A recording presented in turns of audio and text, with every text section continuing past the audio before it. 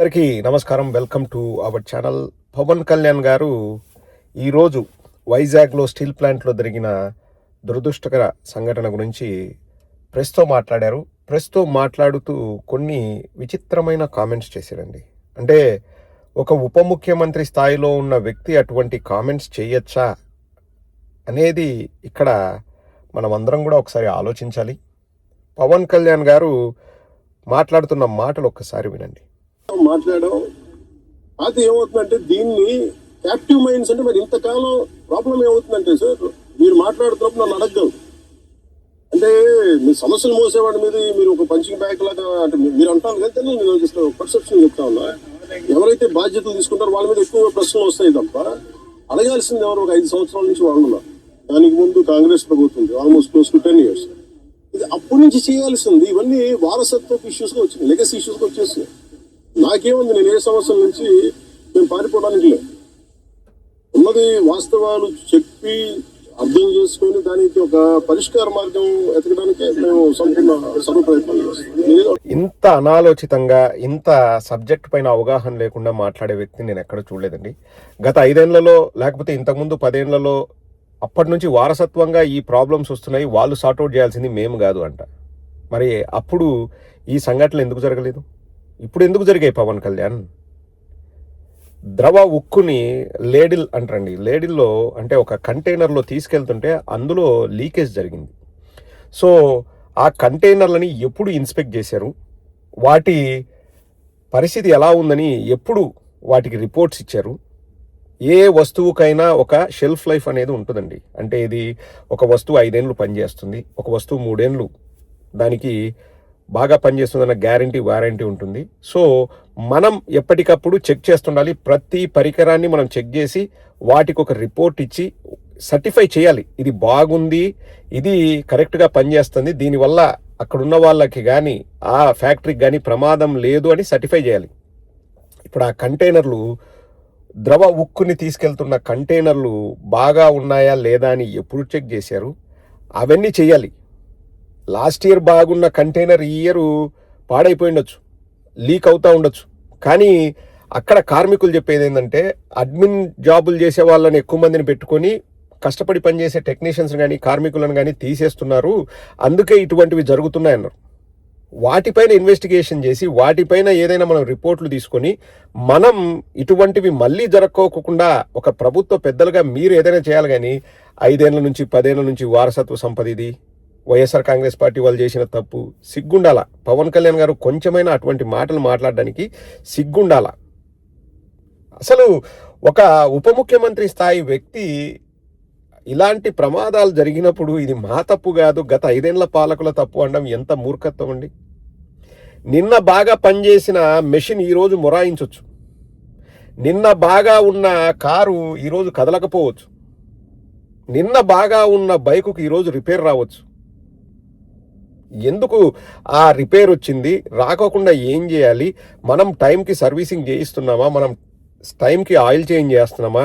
మన ఫ్యూయల్ ట్యాంక్లో petrol కొడుతున్నామా, diesel కొడుతున్నామా? So ఇన్ని చెక్ చేసుకుంటా మనం ఉండాలి. That's the health of A machine. అది చెక్ చేయకపోతే over a period of time అది కూడా మొరాయిస్తుంది. ఇప్పుడు అదే జరిగింది, అందుకే ఈ ప్రమాదం జరిగింది. 5 ఏళ్లలో చెక్ చేయాలి, ప్రతిసారి చెక్ చేస్తుంటారా బాబు? ఇప్పుడు ఎందుకు చెక్ చేయలేదు అనే దానికి 5 ఏళ్ల కిందట ఏం చేస్తారు? 5 ఏళ్ల కిందట ఇటువంటి సంఘటన ఎందుకు జరగలేదు? 10 ఏళ్ల కిందట ఎందుకు జరగలేదు? చెప్పగలిగే ఒక నాలెడ్జ్ ఉందా పవన్ కళ్యాణ్? ఊరికే మెడల్ రుద్ది వంగి లేసి మొరగడం కాదు పవన్ కళ్యాణ్. బాధ్యత అనేది తీసుకో. ఇంకా 2 ప్రశ్నలు అడుగుతారు, ఒక్కసారి ఏం చెప్తాడో వినండి. టెక్నికల్ గా ఉన్న వాళ్ళని తగ్గించేసి అడ్మినిస్ట్రేటర్స్ తో రన్ చేస్తున్నారు. పని ఒత్తిడితో కార్మికులు నిర్వహణ లోపం చాలా ఎక్కువగా ఉంది అనేది కూడా లోపల పనిచేసిన మీరు అడిగిందే నాకు చెప్పారు. కాకపోతే ఏంటంటే మనం నేను దీనికి సంబంధించి అనుకున్న వ్యక్తిని కాదు. కాకపోతే నేను ఏం చేయగలను, మీరు అన్నది ఎంతవరకు అనేది నేను పబ్లిక్ తీసుకెళ్ళగలను. లేదంటే రేపు పొద్దున్న విచారణ కమిటీ ఏదైతే వస్తుందో వాళ్ళకి మేము చెప్పగలం. నేను అందుకే అంటాను, వన్స్ వీళ్ళందరూ ఆ కమిటీ తీసుకున్న తర్వాత నేను ఒకసారి కార్మికులతో ఇంటరాక్ట్ చేయాలనుకోండి. ఏమైపోతే ఇప్పుడు మాట్లాడాలంటే అందరూ ఒకేసారి మీద పడిపోతే కాదు, చాలా ప్రశాంతంగా కూర్చొని చాలా ప్రాణాలు కోల్పోతుంటే ప్రశాంతంగా కూర్చొని ఆలోచించాల్సిన విషయం అంట. యుద్ధ ప్రాతిపదికన అనేది ఒకటి ఉంటుంది పవన్ కళ్యాణ్, నీకు తెలుసా? రాజకీయాల్లో ఊరికే రారా నా కొడక చెప్పు చూపిస్తా, కిందేసి కొడతా మిందేసి కొడతా, ఈ మాటలే కాదు. యుద్ధ ప్రాతిపదికన సహాయక చర్యలు చేయాలి. నిర్వహణ లోపం ఉంటేనే ఇటువంటి అనర్థాలు జరుగుతాయి. నిర్వహణ లోపం లేకపోతే ఎందుకు అనర్థాలు జరుగుతాయి? పవన్ కళ్యాణ్, నాకు ఇందులో అనుభవం లేదన్నావు, అదేమి రాకెట్ సైన్స్ కాదు. అనుభవం లేకపోతే అడిగి తెలుసుకోవాలి. ప్రాథమికంగా ఎందుకు ఇది జరిగిందో ఒక అంచనాకు రావాలి. మీరు చెప్పేది నేను ప్రజలకు చెప్తా, అంతవరకు నా బాధ్యత. అంటే నిర్ణయాధికారాలు మీ చేతుల్లో ఉన్నాయి, మీరు నిర్ణయాలు తీసుకోవాలి. నేను ప్రజలకు చెప్తా అంటే రాజీనామా చేయి, నాకు అనుభవం లేదు ఇందులో అంటే రాజీనామా చేయి. ఎంత సిగ్గుమాలిన మాట అంటే, నాకు ఇందులో అనుభవం లేదు. ఓకే, అందరికీ అన్నిట్లో అనుభవం ఉండాల్సిన అవసరం లేదు, పైగా నువ్వు ఇంటర్ఫేర్, అది ఓకే, మేము కాదనం. కానీ తెలుసుకోవాలన్న జిజ్ఞాస ఉండాలి కదా, ఆ తపన ఉండాలి కదా, మంచి చేయాలన్న ఆలోచన ఉండాలి కదా. ఎక్కడి నుంచి వస్తాయి?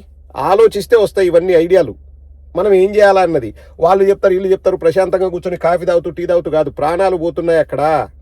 పవన్ కళ్యాణ్, ప్రాణాలు పోతున్నాయి. కంటైనర్లో లీకేజ్ ఉంది, ద్రవ ఉక్కు కారింది, మనుషుల మీద పడ్డది. అది మనుషుల మీద పడిన తర్వాత వాళ్ళు గిలగిలా కొట్టుకుంటూ ప్రాణాలు విడిచారు. పవన్ కళ్యాణ్, ప్రశాంతంగా కూర్చొని మాట్లాడడం కాదు. బాధ్యత తీసుకో. తప్పు ఎక్కడ జరిగిందో తెలుసుకొని మళ్ళీ ఆ తప్పు పునరావృతం కాకుండా చేయాల్సిన బాధ్యత మీ పైన ఉంది. ఇంకా నాకు దాని గురించి ఎక్స్పీరియన్స్ లేదు, నాకంత అనుభవం లేదు, ఇంకా ఎందుకు వచ్చిన వాడికి? రీల్స్ చేసుకోవడానికి వచ్చినావా? సీజ్ ద షిప్ అప్పుడు రీల్స్ చేసినారు కదా, ఆ టైప్లో రీల్స్ చేసుకోవడానికి వచ్చినావా పవన్ కళ్యాణ్? ఇంత బాధ్యతారహిత్యంగా. ఇప్పుడు ఎవరైనా కానివ్వండి, పరామర్శకు పోతే ఏం చేస్తారు? పరామర్శించి ఎందుకు జరిగింది తెలుసుకొని వాటిని సరిచేయడానికి చూస్తారు. ఈయన ప్రశాంతంగా కూర్చొని మాట్లాడుకుంటాడంట, ఇంకొక అతనేమో పరాక్రమాలు చూపించుకోవడానికి, పరాచికలు ఆడడానికి వస్తాడు. మీ వాళ్ళు చచ్చిపోలేదు, నువ్వు కూర్చో, మేము స్టీల్ ప్లాంట్ మేమే కాపాడినాం. పరాక్రమాలు, పరాచికాలు. ఈయన ప్రశాంతత. సరిపోయింది. ఇంకా పాలన చేసేది ఎవరు? ఇంకా లాస్ట్లో యూనియన్స్ వాళ్ళని కూడా ఎలా బ్లేమ్ చేస్తున్నాడు చూడండి, ఒక్కసారి వినండి. ఎక్కడ లేనంతగా ఇక్కడ ఈ ప్రాంతంలో చాలా ప్రమాదాలు జరుగుతున్నాయని కార్మికులు కూడా ఆందోళన. నేను ఎలా చూడాలి సార్ మీరు ఏమంటారు? నేను స్టీల్ ప్లాంట్ కార్మికులు, మీరు సంఘాలు ఉన్నాయి కదండి, సంఘాలు ఉన్నప్పుడు మీరు కూర్చోబెట్టి వీళ్ళు ఒక్కొక్క ప్రభుత్వం వచ్చినప్పుడు ఒకలా బిహేవ్ చేస్తారు సంఘాలు. నాకు ఇబ్బంది ఏముందంటే, సంఘాలు అనేవి ఇర్రెస్పెక్టివ్ ఏ ప్రభుత్వం వచ్చింది ఏ ప్రభుత్వం పోయింది అనే కంటే, ఇప్పుడు సంఘం కార్మికుల సంక్షేమం కోసం ఇర్రెస్పెక్టివ్ మనం ఎవరు బాగా చేయగలం అని ఆలోచించాలి తప్ప, మీరు వైసీపీ వచ్చినప్పుడు కాంప్రమైజ్ అయిపోయి, వైసీపీ వచ్చినప్పుడు ఈ స్థలాలని మనం ప్రైవేటీకరణ చేసేద్దాం వాళ్ళతో, ఇవన్నీ ఇవి వాస్తవంగా చెప్పగలను. ఆ రోజు నేను కూర్చున్నప్పుడు ఎందుకు ఇంత బలంగా మాట్లాడగలంటే, ఆ రోజు నేనే నోరు తెరిచి అడిగితే ఒక్కరు చేయొచ్చు. సో అందుకని మొదటి రక్షణ కవచం సంఘాలు. సంఘాలు ఈ పొలిటికలైజేషన్లోనో లేదంటే మన పార్టీ రాజకీయాల్లో పడిపోయి నిజంగా కార్మికుల సంక్షేమం ఎంతవరకు ముందుకు తీసుకెళ్లారు అనేది కూడా నాకు వాళ్ళతో కూర్చొని నేను మాట్లాడతాను సార్. నేను I don't try to shy away from. ఇటువంటి సమస్యలు జరిగినప్పుడు తప్పు యూనియన్ నాయకులదంట, కార్మిక సంఘాలదంట, లేకపోతే గత 5 ఏళ్లలో ఉన్న ప్రభుత్వందంట. వీళ్ళది ఏమీ కాదంట, వీళ్ళు ఏమీ చెయ్యరంట. కావాలంటే ఎవరైనా ఏదైనా చెప్తే అది ప్రజల్లోకి తీసుకెళ్తారంట. కానీ మళ్ళీ ఇటువంటి తప్పులు జరగకోకుండా మేము చేస్తామని లేదు. కానీ అటువంటి ఆలోచన మాకొద్దు, ఉండకూడదు, ప్రశాంతంగా ఆలోచిస్తామంటున్నారు. ఇది పవన్ కళ్యాణ్ గారు ఈరోజు చెప్పిండేది. ఇంత అనాలోచిత ఉప ముఖ్యమంత్రిని నా జీవితంలో చూడలేదండి. దేనికోసం పోయారు? ఏం చేయాలనుకుంటున్నారు?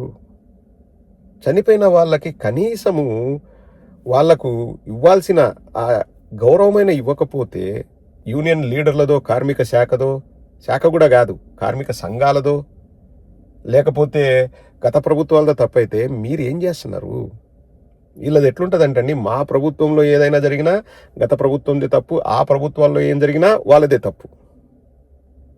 పవన్ కళ్యాణ్, మీరు ఎలా ఆలోచిస్తారు? మీ ఆలోచన విధానం ఏంటి? మీ నిజస్వరూపం ఏంటి అనేది ప్రజలకు తెలుస్తుంది. Pavan Kalyan, thank you very much. మీరు ఇలా మాట్లాడడం వల్ల మీరు ఎంతగా ఎక్స్పోజ్ అవుతున్నారో ఒకసారి ఆలోచించుకోండి.